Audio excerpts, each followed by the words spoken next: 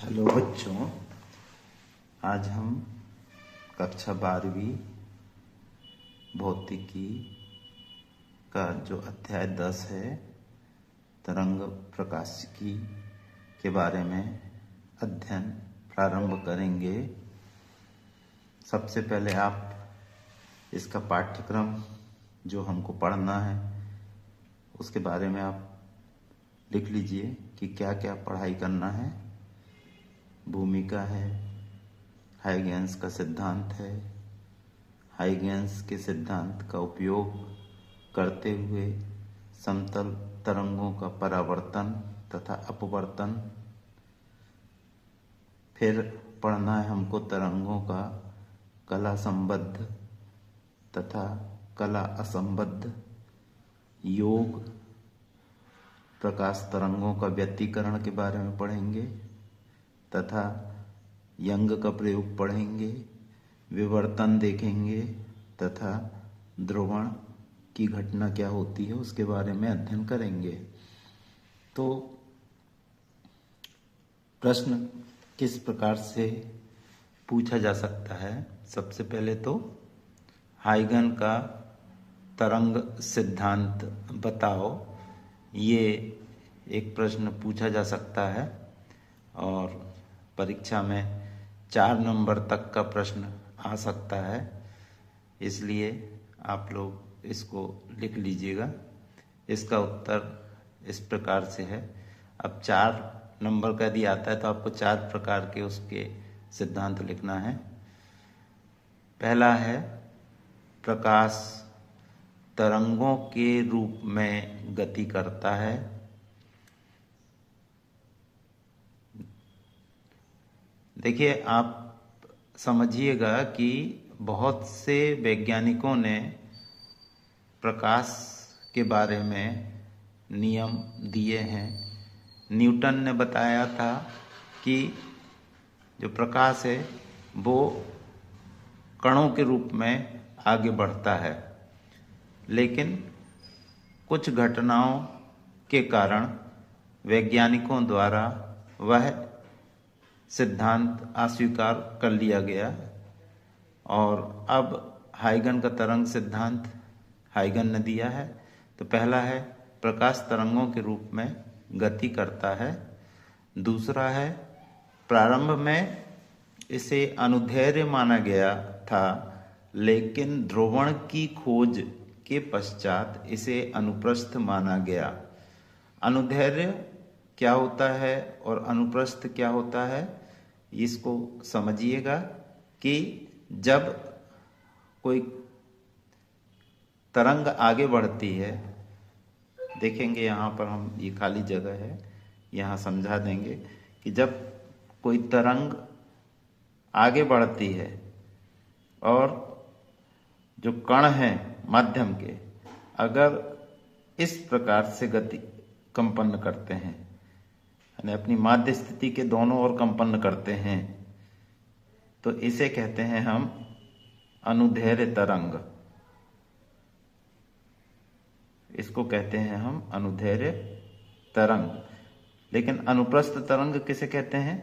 जब प्रकाश किरण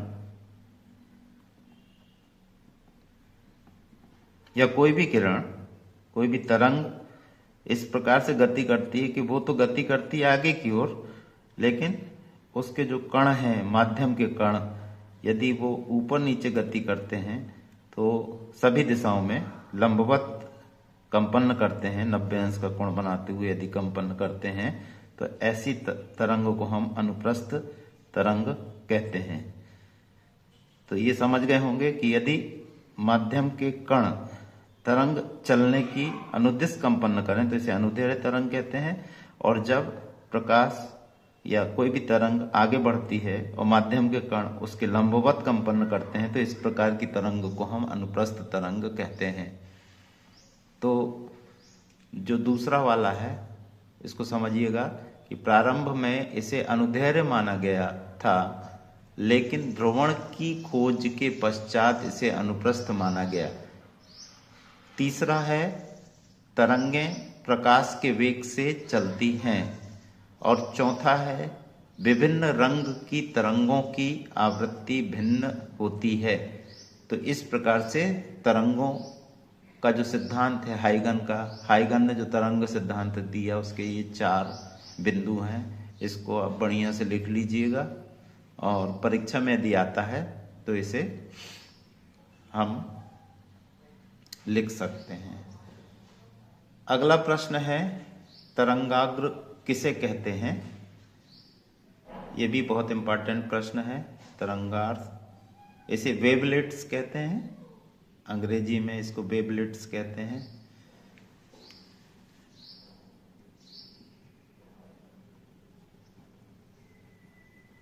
वेवलेट्स। हाइगन ने तरंगाग्र की कल्पना की थी। तरंगाग्र तरंगों द्वारा बनाया गया एक ऐसा पृष्ठ होता है जिस पर सभी बिंदु समान कला में होते हैं। तो हाइगन ने एक तरंगाग्र की कल्पना की थी। हाइगन ने बोला था कि जो प्रकाश किरण है वो तरंगों के रूप में आगे बढ़ता है और तरंगों से तरंगाग्र बनता है। तो जिस पर क्या होता है कि सभी बिंदु समान कला में होते हैं। हाइगन ने एक काल्पनिक माध्यम ईथर की कल्पना की थी और उस काल्पनिक माध्यम ईथर के जो प्रत्येक कण हैं जहां जहां समान कला में होते हैं उसको हम तरंगाग्र कहते हैं।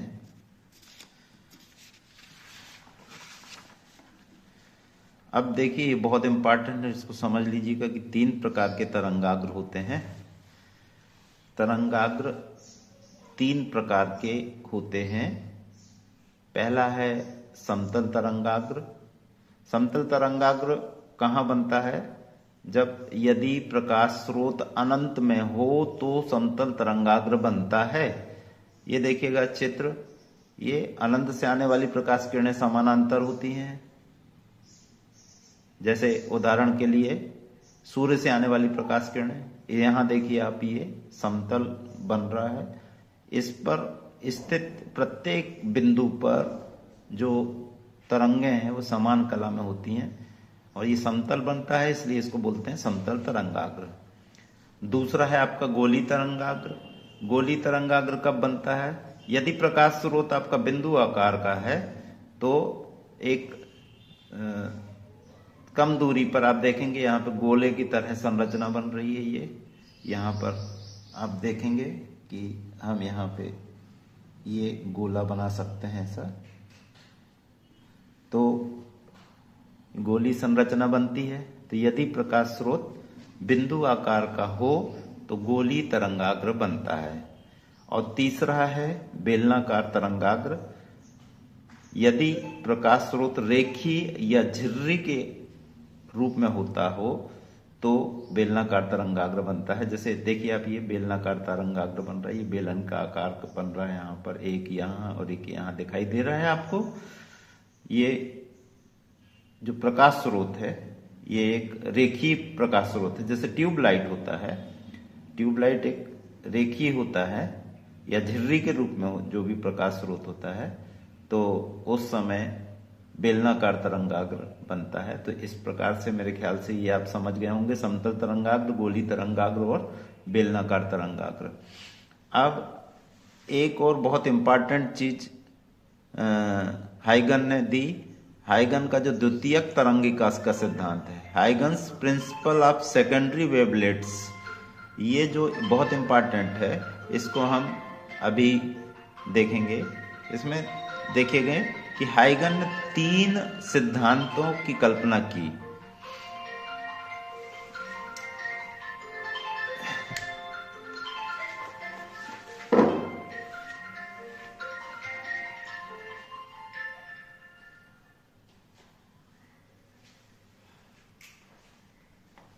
हाइगन ने निम्न 3 सिद्धांतों की कल्पना की। उसने ये सबसे पहले तो बताया कि एक काल्पनिक माध्यम होता है पूरे वातावरण में, उसको ईथर बोलते हैं।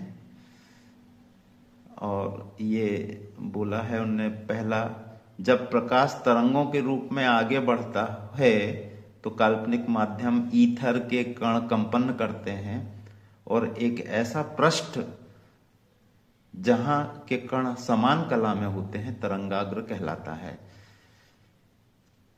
हाइगन ने ये 3 सिद्धांत दिए हैं, इन्हें ही हम कहते हैं हाइगन का द्वितीयक तरंगिकाओं का सिद्धांत। तो ये देखेंगे आप, ये देखिए कि एक बिंदु आकार का प्रकाश स्रोत है और यहां पर ये तरंगाग्र बन रहा है, गोली तरंगाग्र। इसके बारे में हम पहले भी यहाँ अध्ययन कर चुके हैं, गोली तरंगाग्र बन रहा है। तो इधर पे ये गोली तरंगाग्र में क्या होता है कि जो प्रत्येक बिंदु है, प्रत्येक कण है, ये समान कला में होते हैं।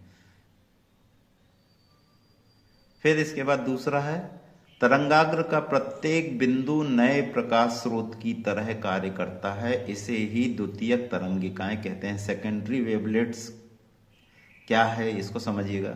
देखिए जैसे ये प्रकाश स्रोत है, वैसे ही तरंगाग्र जो बना है, गोली तरंगाग्र बना है, इधर पे आप देखेंगे ये प्रत्येक बिंदु जो बन रहा है, 1 2 3 4 5, ये जो प्रत्येक बिंदु जो दिख रहे हैं आपको, ये एक नए प्रकाश स्रोत की तरह कार्य करते हैं। जैसे ये प्रकाश स्रोत की तरह कार्य करता है, वैसे ये भी प्रकाश स्रोत की तरह कार्य करता है। और इसको ही हम ये द्वितीयक तरंगिकाएं कहते हैं, ये द्वितीयक तरंगिकाएं कहते हैं। तीसरा है, किसी क्षण द्वितीयक तरंगिकाओं पर खींचा गया पृष्ठ तरंगाग्र की नवीन स्थिति को दर्शाता है। तो अब आप यहाँ पर यदि ये पृष्ठ खींचें, ये देखिए एक पृष्ठ खींचा है, काल्पनिक पृष्ठ यहाँ पे, तो आगे वो पीछे दोनों पृष्ठ खींचा है। जब अपन स्पर्शी पृष्ठ खींचते हैं तो ये नवीन तरंगाग्र की स्थिति होती है। ये देखिए अब यहाँ पर ये दशा है, ये पूर्व तरंगाग्र है और ये नवीन तरंगाग्र है। तो इस प्रकार से नया तरंगाग्र प्राप्त होता है और फिर से वही चालू होता है। इस पर स्थित प्रत्येक बिंदु जो है नए प्रकाश स्रोत की तरह कार्य करेगा और वहाँ पर द्वितीयक तरंगिकाएं बनेंगी और वहाँ पर एक नया पृष्ठ खींचेंगे हम, तो नई स्थिति होगी और इस प्रकार से तरंगिकाओं के रूप में प्रकाश आगे बढ़ता है। यह सिद्धांत हाइगन ने दिया है। तो मेरे ख्याल से आप लोग समझ गए होंगे, इसको नोट कर लीजिए और बढ़िया से तैयारी कीजिए। परीक्षा बिल्कुल पास में आ रही है, तो आप सब तैयारी करें। All the best.